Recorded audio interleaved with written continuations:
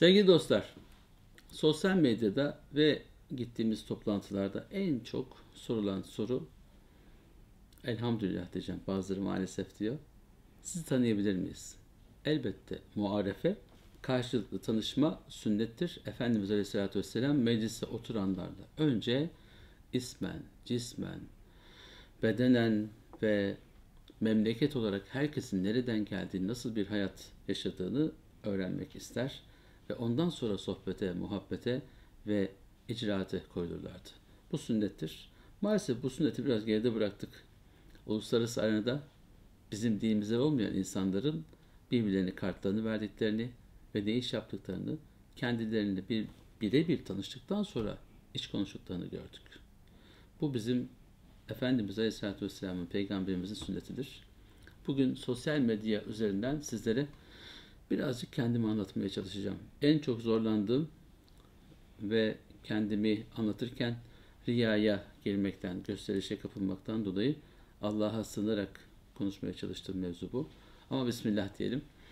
Bendeniz 23 Mart 1977'de İstanbul'da dünyaya gelmişim. Tam Esnaf Hastanesi, o zamanki adı Süleymaniye Doğum Evi'nin yan tarafında, Süleymaniye Camii ile Şehzadebaşı Beyazıt Camii'nin tam ortasında kalan bir hastanede doğmuşuz. Bir din görevlisi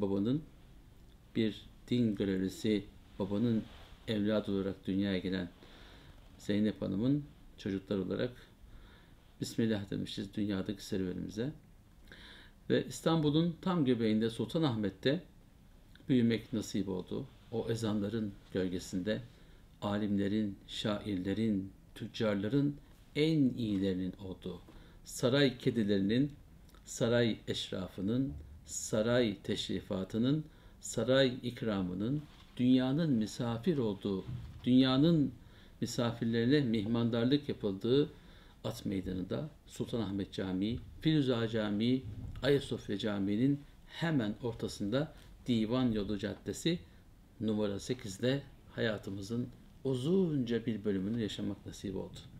Orada öğrendik hitabı, orada öğrendik mihrabı, orada öğrendik ticareti erbabı, orada öğrendik ahlakı, edebi, maneviyatı. Ne mutlu bize. Ta Roma'dan beri insanlığa güneş olmuş, insanlığın nefes alıp dünyaya hükümran olduğu aziz İstanbul'un bağrında nefes almak. Karı da güzel, yağmuru da güzel, soğuğu da güzel, sıcağı da güzel. İnsanı o mimari eserlerin ışıttığı, ısıttığı ve şekillerin içerisinde şekle soktuğu, kaptan kapa aldığı ve insanı madde ve mana aleminde gerçekten bambaşka boyutlara götürdüğü bir mekanda doğup büyümek nasip oldu.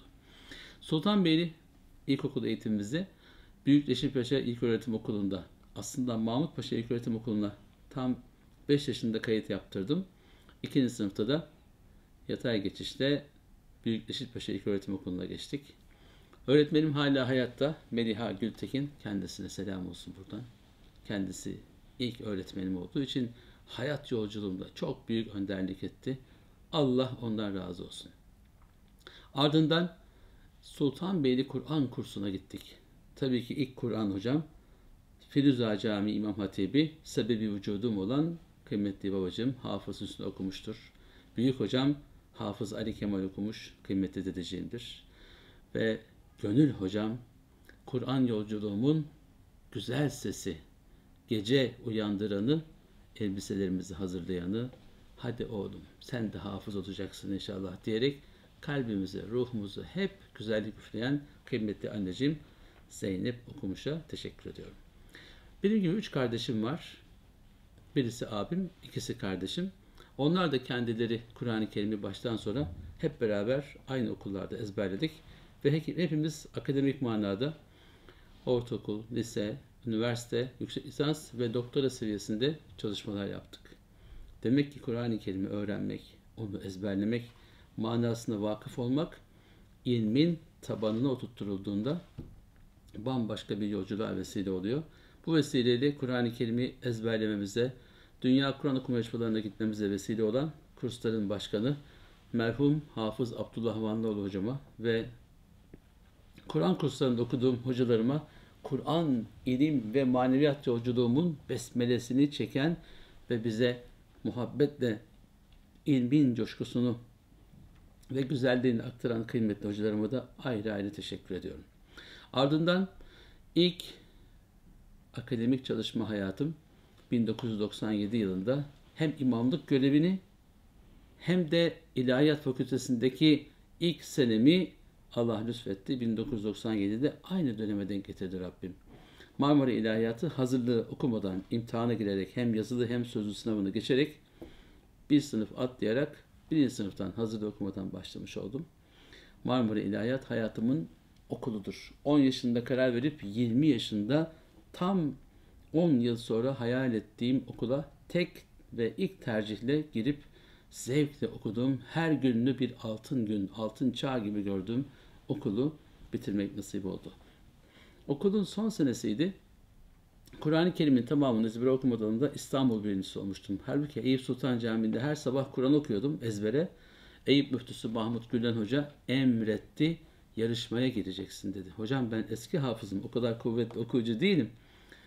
Kazanamayabilirim, isterseniz sizi mahcup etmeyelim deyince sen her gün okuyorsun, biz de dinliyoruz. Hatta Eyüp Camii'nin civarındaki evlerden telefonlar geliyor. O hafızın sesini dışarı verin, biz de camlardan dinliyoruz. Kesmesinler hocam diyerek beni uyarıyorlar ev halkı diye bize de dikkat çekmişti. İstanbul birincisi için imtihana gireceğim. Gireyim mi girmeyeyim mi son gün Süleymaniye Camii imamı Eyüp Sultan Camii'ne misafir olarak geldi. Sabah namazını okudurdu. Hiç unutmuyorum. Vakıa suresini okudu baştan sona hoca. Mehmet Sevinç hocam selam olsun. Hocam benim yarışmaya girmemi emrediyor Müftü Bey. Siz ne buyurursunuz dedim. Selmancığım gir ben de komisyonda olacağım dedi. Sevindim. Ama ne bileyim herkese 3 tane bana 9 tane 10 tane soru soracağını. Ve çok soru sorulmasına rağmen Allah lütfetti. Hiç şaşırmadık. İstanbul birinciliğini aldık. Ve Türkiye yarışmaları için hazırlığa başladık. Türkiye'de de birinciliği aldık. Fakat birinci olunca ne olacağını bilmiyorduk. Meğer o sene ikinci kez Dünya Kur'an Okuma Yarışması Ankara'da gerçekleştirilecek. Aralık ayında 2000 senesinde Türkiye'yi temsilen de Kur'an'ın tamamını ezbere okumadan bir tek ben yarışacağım. Yarışmanın birincisi vardı. İkincisi yoktu bizim katıldığımız. Çok enteresan. Sadece sen yarışacaksın dediler ve ben yarıştım. Bana göre dünyanın en zor yarışmasıydı. Çünkü daha önce Mısır'da ve Suudi Arabistan'da yarışmıştım. Fakat kendi ülkende, kendi ülkeni temsil eden hafız olarak yarışmaya girmek ve Diyanet İşleri Başkanlığı'nın bir personeli, imamı olarak hem personeli olduğun kurumu, hem ülkeni, hem aileni, hem okuduğun Kur'an okullarını tüm dünyanın en iyi hafızları arasında temsil etmek gerçekten çok ama çok zordu. Ama Allah lütfetti ve orada birinci olmak da nasip oldu. Birinci olduk. Eyüp Sultan Camii'nin hemen karşısında güzel bir restoranda İstanbullu iş adamları Diyanet İşleri Başkanlığı'nın verdiği para ödülünün yanı sıra iş adamları bir de bu hafıza biz ödül olarak jip verelim dediler. Allah onlardan razı olsun. O sene jip hediye edilince bir sonraki sene Kur'an yarışmalarında çığır açıldı. Hafızlar onore ediliyor, büyük ödüller veriliyor. Biz de o hafızlardan olalım diyerek hafızlığın ve dünya yarışmalarının hazırlanan hafızların önü daha da açılmış oldu. Efendim hayırlı işlerde koşturun, hayırlı işlerde yarışın diyor Kur'an-ı Kerim. Bence yarışların en güzeli, yarışmaların, musabakaların en mükemmeli Allah'ın kelamının yarışmasıdır. Onu en iyi okumaya gayret etmek yeryüzündeki en güzel duygudur. Allah herkese nasip etsin. 1995 senesinde Dünya Kur'an Okuma Yarışması'na Türkiye'yi temsilen Mekke-i Mükerreme'ye gittiğimizde orada yarışmanın açıklandığı günün ertesi 23 Mart'tı. Benim en büyük hayalim Kabe'nin altın kapısından içeri girmekti. Ve Allah 18 yaşıma bastığım gün Kabe'nin altın kapısından içeri girmeyi nasip etti. Derece almak, ödül almak, para almak, kırmızı halıda yürüyüp jüri üyelerinden, heyet başkanlarından şiltler almak bambaşka bir duygu. Ama ertesi gün sabahın seher vaktinde Kabe'nin altın kapısından içeri girip her bir köşeye dönerek namaz kılmak, dünyadayken cennete girmenin tadıydı bizim için. Bütün bu nimetlere teşekkür etmek için Mekke'den döner dönmez göreve başladığımızda her gün sabah Eyüp Sultan Camii'nde tam 4 yılı aşkın süre hiç aksatmadan ezbere cüz mukabele okuduk. Hafız Murat arkadaşımla, merhumla. Ve okunan Kur'anların yüzü suyu hürmetine, madem sen bu kadar Kur'an'ı seviyorsun, Kur'an'a hürmet ediyorsun, gece uykunu terk edip genç yaşında uykunun tadını bir tarafa bırakarak camiye, mabede, Eyüp Sultan Camii'ne, Eyüp Sultan Hazretleri'ne ve oraya giden cemaate Kur'an okuyorsun. Öyleyse biz de seni sevindirelim dediler ve Kur'an yarışmasına kapılar açıldı. Aslında gönüllerin kapısı açılıyor. İlahiyatın kapısı açılıyor. Sonrasında işletme master'ı nasip oldu. Neden? Bir hoca ekonomiye de yön vermeli. Yani hayrı, hasenatı, zekatı, bütün bu hayır isimlerinin gerçekleşmesinde ben ne kadar zekat vermeliyim hocam diye sorduğunda adamın sabit giderlerini, durağan varlıklarını, yatırım miktarlarını, gerçek servetini, geçen seneden bu sene oluşan servetini, geçen sene verdiği zekatla bu sene arasındaki farkı doğru hesaplayıp servetine düşmanca değil, servetini en güzel şekilde tasarrufunu ona öğretmeniz için işletme okumanız gerekiyordu. Bu eksiği gördüğümüz için bu okula da koştuk. Marmara Üniversitesi'nde yönetim ve organizasyon bölümünde işletme master yaptık. Ardından baktık ki İslam'ın dili çok güzel. İletişim kaynağı İslam, din, maneviyat, en büyük, en muhteşem messenger, tebliğ eden, ulaştıran, mesajları getiren kim? Peygamberimizdi. O zaman bizim de iletişimimizin çok düzgün olması lazım. İletişim bugün hangi kanalda yapılıyor? Medya ile yapılıyor. Ve iletişimin ve medyanın okulu var mı diye baktığımızda bunun doktorasını yapalım dedik. Çünkü 2020 yılında dünya insanlığına seslenirken bizim medyayı en doğru şekilde kullanarak insanların gönüllerine hitap etmemiz gerekir. Varsınlar medyatik hoca desinler. Varsınlar tribünleri oynamayı çok seviyor desinler. Varsınlar bu önde olmayı seviyor desinler. Arkada durup dedikodu yapmak yerine önde olup hayri konuşmayı tercih edenlerdeniz. Çünkü Peygamberimiz hem tebliğ hem de temsil vazifesini üstlendi. Tebliğ, bilgiyi, Allah'tan aldığı bilgiyi insanlara ulaştırmaktır. Temsil de onu taşımaktır. Taşımak için değerlerinizin sizde buluşmuş olması gerekir. İlmin, bilimin, maneviyatın, medeniyetin aynı bedende buluşmuş olması gerekir. İçinizden, ruhunuzdan, kalbinizden geçenlerin, gönlünüzden geçenlerin dilinize en doğru şekilde yansıyıp karşı tarafta yerini bulması gerekir. Kalpten kalbe köprü vardır. Sizin kalbiniz kapalıysa karşı tarafa bir şey gönderemezsiniz. Önce karşıdaki insanın kalbini açacaksınız.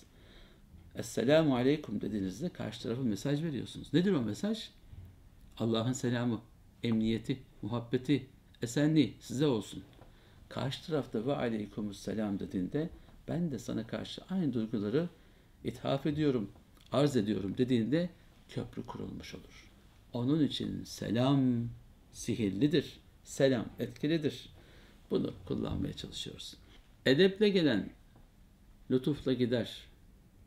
Dünyaya gelişimiz edepli oldu. Mekana gelişimiz edepli olsun. Lütufu bulalım, lütufla Rabbimizin huzuruna gitmek için gayret edelim. Allah inşallah lütfuyla muamele eylediği kullardan eylesin hepimizi. Herkesin, yaratan ve yaratılanların duası hepimizin üzerine olsun. Selametle efendim.